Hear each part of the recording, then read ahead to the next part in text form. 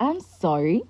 Did Resilient Jenkins just go off on her paying subscribers and basically tell them to leave if they didn't like it? Like, the very people finding her lifestyle? But I wanted to let y'all know, as the subscribers, like, if you feel you're not getting what you feel you're owed by subscribing, then please unsubscribe. I post as often as I possibly can in this motel situation. She really said, unsubscribe then. Like this was some free fan page. Nope. People are paying real money. And Stephanie's attitude? It's giving unbothered, but also ungrateful. This one is messy. From content excuses to full-on hypocrisy, Stephanie Jenkins just might have sabotaged her own bag. So let's unpack this clapback because it reveals way more than she intended. Stephanie Jenkins, aka Resilient Jenkins, is a controversial TikTok mom living in a motel. She runs a subscription-based content model, charging between $4.99 to $10 a month for access. Her subscribers have complained that she barely posts content despite collecting payments. In a recent video, Stephanie lashed out, telling them to unsubscribe if they weren't happy. She defended her low posting by citing motherhood and hotel life constraints. Viewers saw it as dismissive and entitled, especially given her financial dependency on subs. Here's the problem we're unpacking. Stephanie attacked the same people funding her lifestyle and acted like she didn't care. So here's how it all went down. Stephanie hit live like it was a free therapy session she didn't book, didn't tip, and didn't ask if we were emotionally available for. And when I tell you she came in swinging, girl didn't even warm up. She starts ranting about how people are too entitled, talking to her paying subscribers like they were ungrateful freeloaders. Like, what? You've got folks handing you real coins every month and you're telling them to go? Those right there. My only opportunity to record something is generally like right now after I drop the kids off, and that's dependent on if my daughter actually stays asleep in the car, because as soon as she's awake, she's gonna need something. She's gonna need to eat. I'm in mom mode. I'm not that content creator that's just gonna like put my kids somewhere crying and just so I can put up a video. Like 9 times out of 10, it's because I'm doing something with my children that I'm not posting something you're used to me seeing or me posting. Nah, that's wild. Let's pause for a reality check. Stephanie hadn't posted anything substantial in weeks. But the money? No, it was still coming in. Yet somehow, she expects her subscribers to be grateful, blessed even, for the privilege of being ignored. Meanwhile, she's acting like she's gifting us her presence while her content schedule is gasping for air.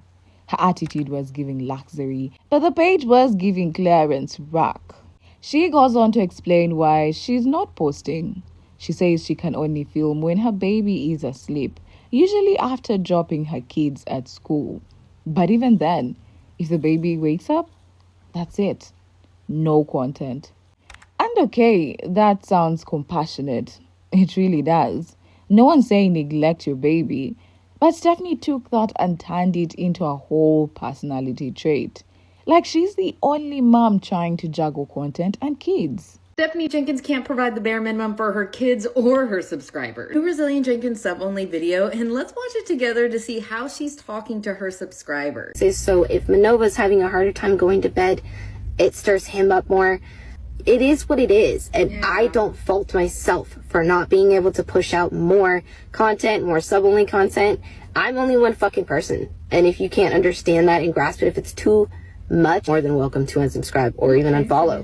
I'm perfectly fine with that. She is just so unlikable, it's insufferable. That's how she speaks to people paying for her content. $5 a month for sub-only videos. She claims she doesn't need to get a real job because content creation is a job. Well, newsflash, Stephanie, customer service is a part of content creation, especially when you have a subscription-based system and people are not getting what they paid for. It's truly an art how she can make excuses out of anything, even a service she should be providing. Like there aren't thousands of other mommy vloggers on here doing the same exact thing and actually providing what they promised. The 46 subscribers she has left, you can get these videos for free on Reddit. Hopefully by this time tomorrow, her subscribers are down to 0. Because, let's be honest, plenty of creators are parents. Plenty have chaotic homes, sick toddlers, and a tiny window of silence. Yet, they still find a way to deliver on what they promised without scolding their own supporters for expecting what they paid for. That's the difference. Effort, hassle, accountability. Stephanie came with none of that. And then the dollar breakdown. She casually throws out that most people pay $4.99, $5.99, maybe $10 tops. And because of that, she figures she only owes them $3 a month. Three. For almost $10, sis. Not even one video a week. But with that being said, most of you are paying like $4.99, $5.99 to $10 max for a subscription. I personally don't feel like I owe anybody more than at max 3 videos a month, and I realize that that's maybe not what I've been putting out, but that's what I'm getting at, is like, if you feel you're not getting what you're owed, please just unsubscribe, because I'm doing the best that I can, and the ones that get that, they get it. And she said it with her whole chest too. But hold up, it gets worse. Because even those 3 videos, she admitted she hasn't been hitting the mark either. So she's not just giving the bare minimum, she's flopping below it. And when she's called out, she hits us with, well, I'm just one person. Girl, that's not the mic drop you think it is. You chose this setup. You chose content creation. Nobody handed you a contract and said, start a paid platform, then ghost it. And the worst part? Instead of apologizing, instead of saying, I hear you, she doubles down with a dismissive, if you don't like it, leave energy. Excuse me, I just swallowed my spit wrong. Anyways, but if it's like, if you're bothered by the fact that I don't DM, I have let people know, please let me know in the sub-only space that you've sent me a DM so I can click on your name directly and go see the DMs from you, because I get a lot of DMs daily and it's hard for me to weed out who's a subscriber versus who's just a general person just trying to reach out. What else was I gonna say? Yeah, back on the 3 video thing, like, I do feel I could post at least 3 sub-only videos monthly, and I try to make time now, or I try to make time at night, and at night it's a little more difficult because trying to get all the kids to wind down at the same time is so fucking impossible in here. They all bounce off each other and wake each other up or keep each other up, and Atlas gets overstimulated by loud noises, so if Manova's having a harder time going to bed, it stirs him up more.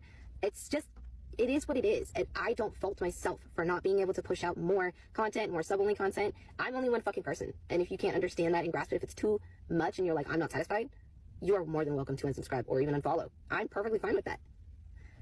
And personally, I've been a little caught up on like what I want to share for sub-only. I'd love to hear some ideas of like what you guys are kind of looking for to see in the sub-only, but I started shielding my emotions a little more, shielding like what I want people to know about us, because people just get ruthless with it. You can speak the truth and they go and twist it in ways that it's like, that was never what I said and that was never about me. And it's like, it doesn't help the healing journey. So to continue healing, there's a lot of things I just stopped sharing, including like medical information. And like, I would love to give y'all updates about what's going on with Atlas and what we set up for therapy and everything. Like, I would love to, but y'all are so fucking, a lot of you, and I'm not talking about the genuine, amazing subscriber, interactors.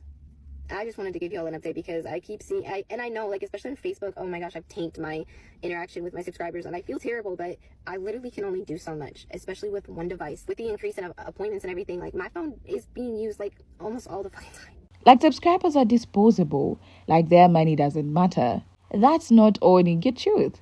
That's giving ego in high definition, with a side of attitude fries, salt included. And this is the moment where it flips.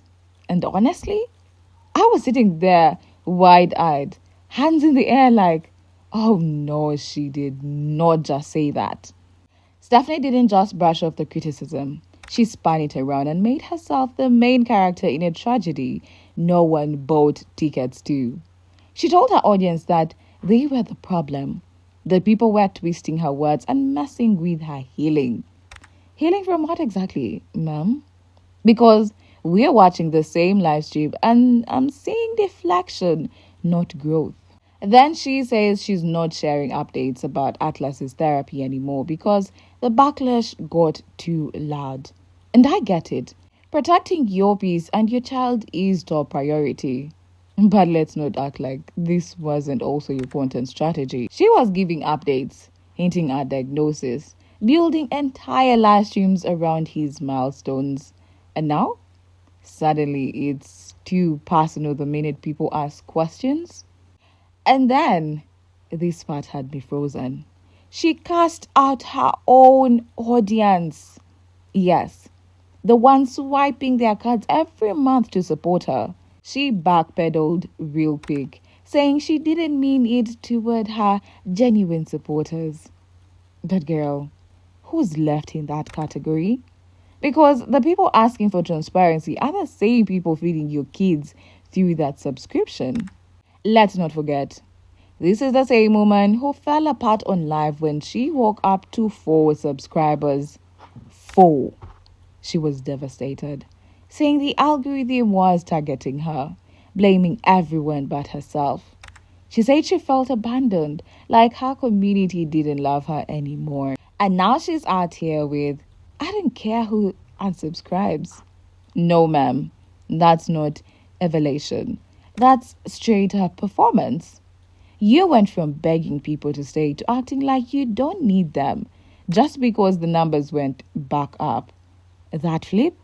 It's not spiritual, it's delusional. And it shows exactly who she really values. Herself first, followers last. So what does that tell us? I've got 3 theories, and all of them are screaming, Steph, what are you doing, babe? This one right here? Classic rage bait. And Stephanie's been in the game long enough to know exactly how it works. Post something spicy, make people mad, and boom, comment section explodes. Hate engagement is still engagement, right? But here's the kicker. Attention doesn't equal loyalty. You can't build a career of drama and expect stability. It's like setting your own house on fire to prove the smoke detector works. Sure, you're trending, but you're also burning down your own income. Let's be real. Living in a motel, raising multiple kids with no other job but social media? That's pressure. And pressure can make you snappy. But the thing is, when someone asks you where the content is, the content they paid for, you can't clap back like it's an insult.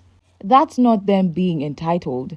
That's them being customers. And every time she responds with this, well, if you don't like it and subscribe energy, she's proving that she's not just overwhelmed, she's entitled.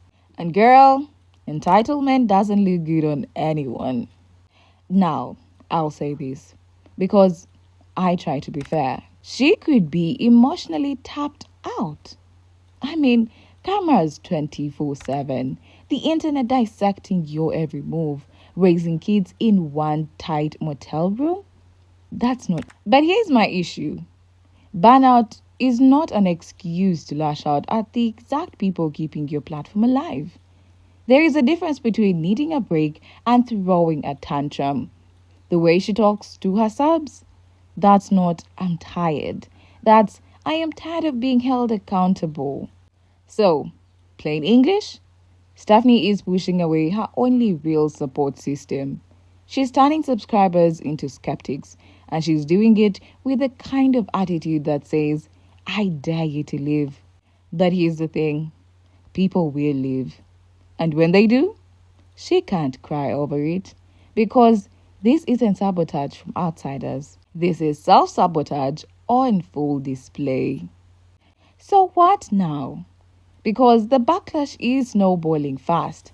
And even the people who used to defend her are now raising eyebrows like, wait, what exactly are we paying for a game? She's got subscribers questioning not just the content, but the whole setup.